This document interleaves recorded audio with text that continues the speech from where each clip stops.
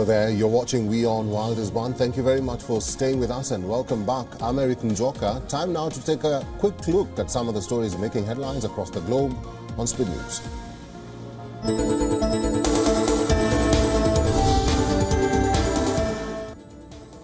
India's Chandrayaan-3 is inching closer to accomplishing its mission. Now it's closer than ever to the lunar surface. The latest maneuver to bring the craft to its final orbit was done at 2 a.m. Indian Standard Time on Sunday. This is the second and final de-boosting of the Vikram lander.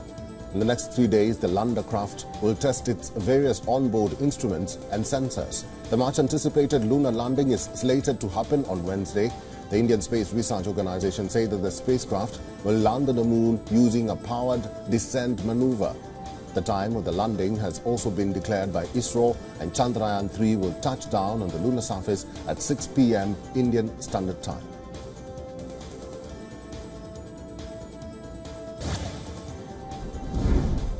In the latest from the Russia-Ukraine war, Russia says that its forces hit several Ukrainian targets and repelled offensives in several directions. As per the Russian Defense Ministry, forces repelled Ukrainian offensives in Kupiansk, Donetsk, Zaporizhia and other directions.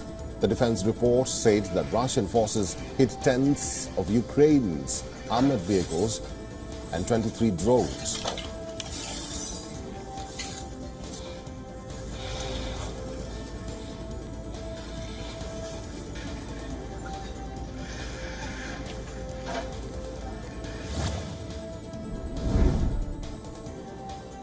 A delegation from West African Regional Bloc ECOWAS held talks with junta leader General Abdurrahman Chiani in the capital Niamey. They also met Niger's ousted President Mohamed Bazoum, who was said to be in good spirits, led by former Nigerian leader Abdul Salami Abubakar.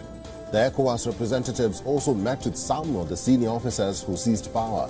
This comes after West Africa's main regional bloc decided on a D-Day for a possible military intervention if all means of diplomacy fail. Niger's junta leader Abdurrahman Chiani said in a televised address that they are open to dialogues and that a transition of power could not go beyond 3 years.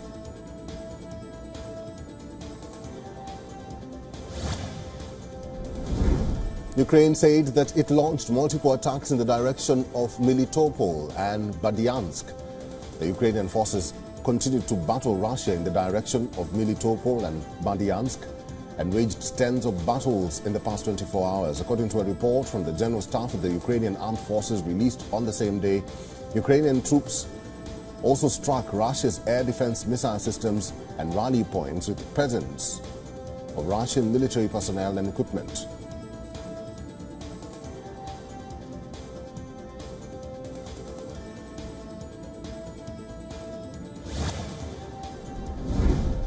An Indian Navy submarine is traveling to Australia as part of an extended range deployment for the first time. This submarine was deployed just 2 months ago.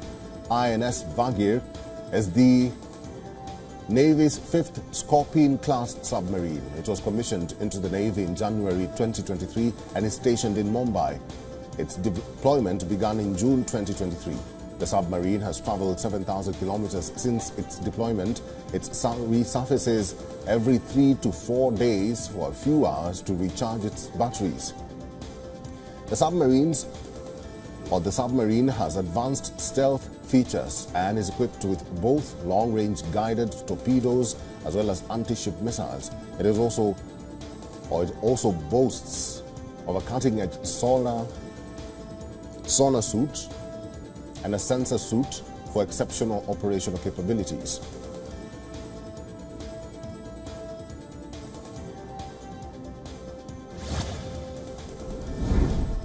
In a bid to curb food inflation, the Indian government has imposed a 40% duty on onion exports. The government's move is aimed at curbing the price of onions. Prices of onions have risen by 20% since last year. A notification was issued by the Indian Finance Ministry to impose the 40% export duty with immediate effect. The export duty is going to be enforced till the end of this year. The duty implementation follows the rise of onion prices in India. The government has also announced to release 300,000 tons of onions from its buffer stock to increase availability.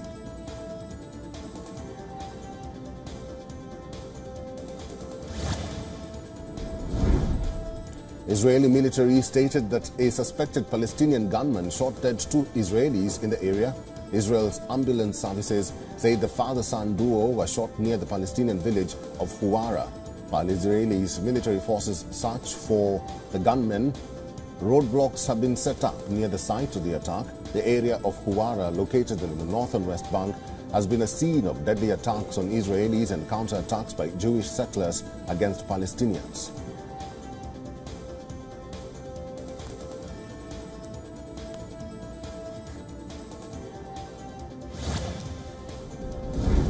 China held air and sea drills around Taiwan after the island's vice president visited the United States on Sunday.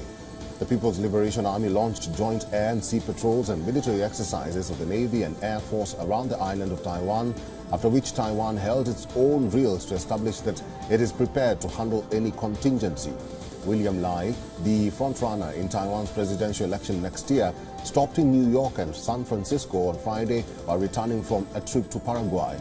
China reiterated that Lai was a troublemaker and vowed to take resolute measures to safeguard national sovereignty and territorial integrity.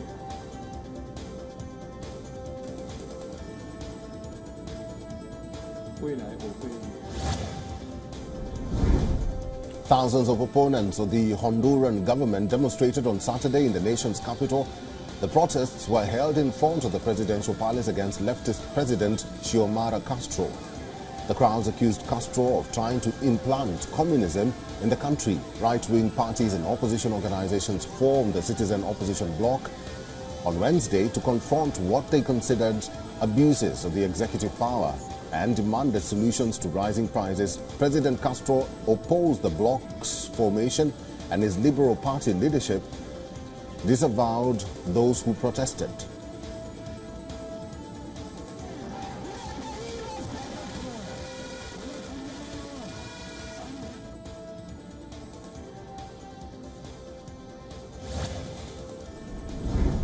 Thousands of Israelis continued to protest against the hard-right government's controversial judicial reforms on Saturday. Tens of thousands of Israelis have joined weekly demonstrations, making it the biggest protest movement in the country's history. While protests have rocked many cities, including Jerusalem, the epicenter has been the commercial hub of Tel Aviv. Protesters continue to protest, hoping that public pressure can stop these changes.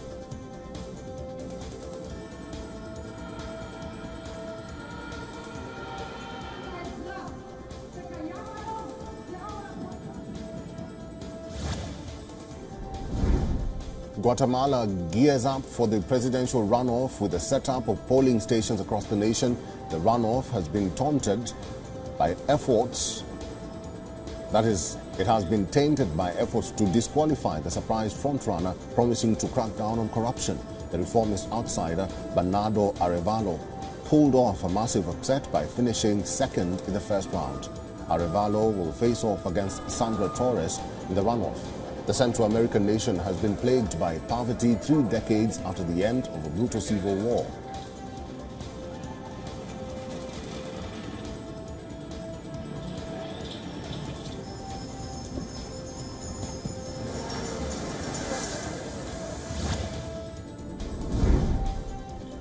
People protested against the increasing police brutality in Rio de Janeiro, Brazil on Saturday. Protesters placed 14 coffins on a beach in Brazil to represent the bodies of children killed in police raids. The youngsters were killed in favela between 2022 and 2023. Relatives of the deceased youth joined the march to call for justice at the iconic Copacabana beach. Joint police operations in Sao Paulo, Rio de Janeiro and Bahia in the first week of August killed more than 40 people. Experts question the use of heavy-handed tactics in the purported war on drugs.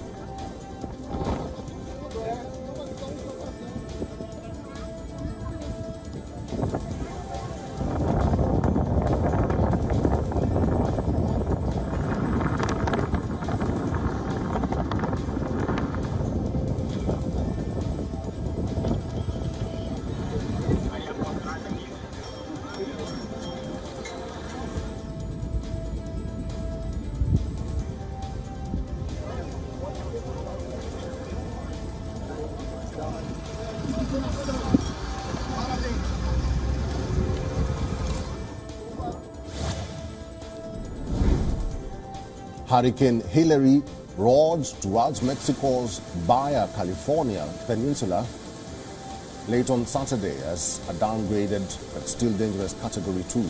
The hurricane brought catastrophic flooding to the region, which crosses into the southwestern U.S. as a tropical storm. Military personnel were seen patrolling the beach in the city, a popular destination for both Mexican and foreign tourists. The Mexican government deployed almost 19,000 soldiers in the states most affected by the storm, while the federal electric utility has sent 800 workers and hundreds of vehicles to deal with eventual outages.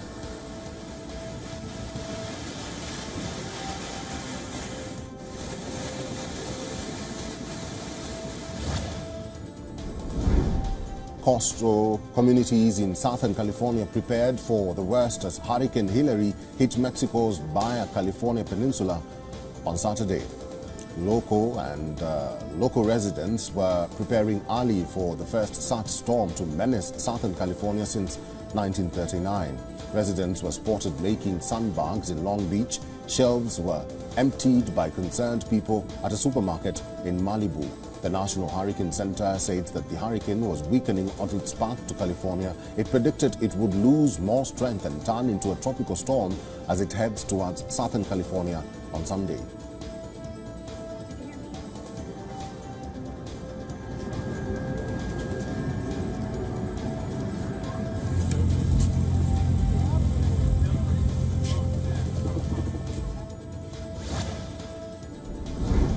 After Western Canada's British Columbia declared a state of emergency following wildfires raging across hills and mountains, around 30,000 people are under evacuation orders, while another 36,000 were under alert to be ready to flee.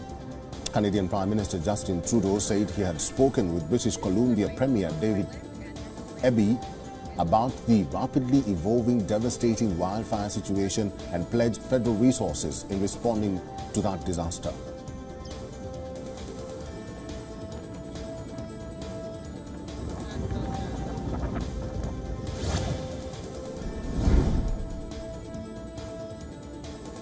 A wind-driven wildfire in eastern Washington state killed at least one person, destroyed 185 structures and closed a major highway on Saturday. The blaze began on the west side of Medical Lake west of Spokane on Friday. Video by a Medical Lake resident showed a huge plume of smoke in an urban area and helicopters dousing the flames. The fire grew to nearly 38 square kilometers by Saturday morning. No containment. The fires remained ablaze or remained blazing until Saturday evening.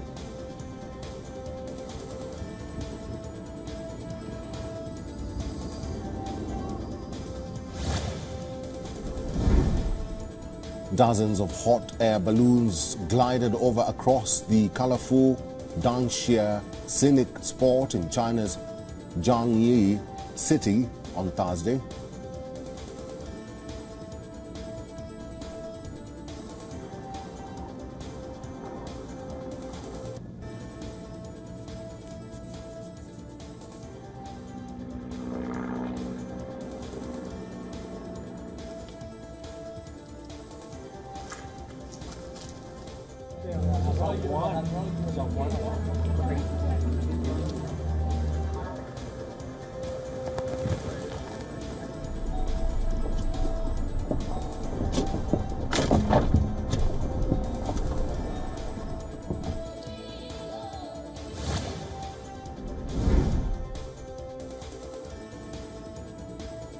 Dozens of hot air balloons guided or glided over across the colorful Dangsha scenic spot in China's Jiang city on Thursday.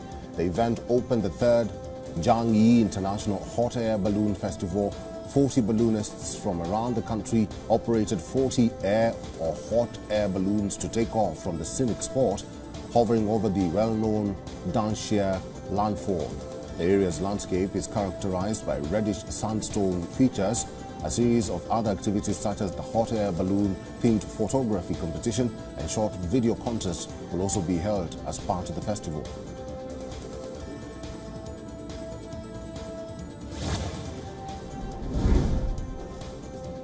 A cat cafe in the Gaza Strip has opened to cheer up Palestinian residents and offer them a respite from daily life. The new Cut Cafe opened this week in Gaza City. The space is kitted out with wooden platforms covered in astro stuff for the cuts to clamber onto. Feline murals and portraits adorn the walls of the cafe. New is part of a growing global trend of cut cafes. Customers pay nearly $2.65 per hour to play with the cuts. The cost covers cut food as well as costly vet bills.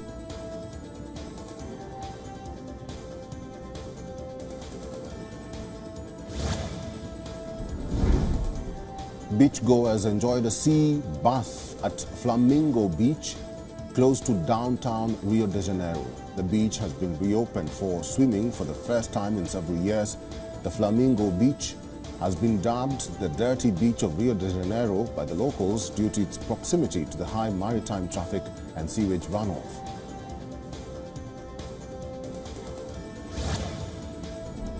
WION is now available in your country. Download the app now and get all the news on the move.